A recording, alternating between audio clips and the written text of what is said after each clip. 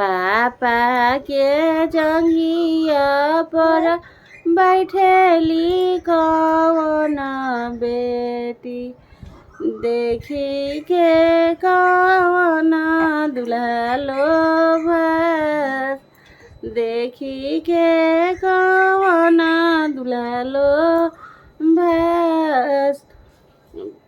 धीरे रहे दुल्हा धीरे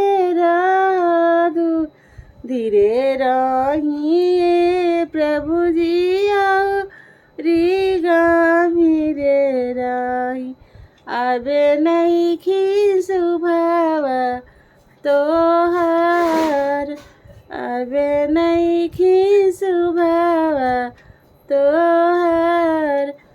जबे हमारो पापा हो दिहे कनिया धनवा हो, तबे होइबो सुभाव हमार।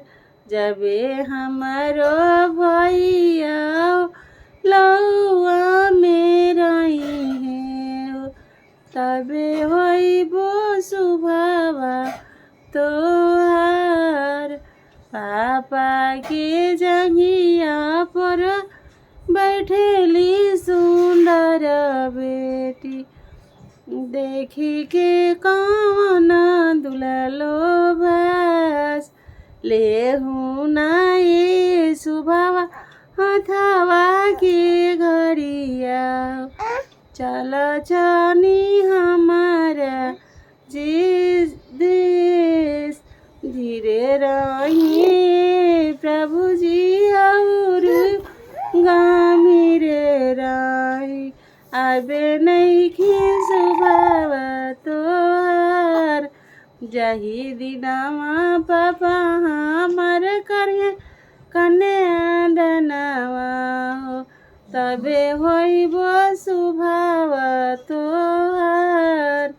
जही दिनवा भैया हम लौआ में रही है, तबे होइबो सुभाव तोहार। अच्छा लगे तो लाइक सब्सक्राइब जरूर करम जा।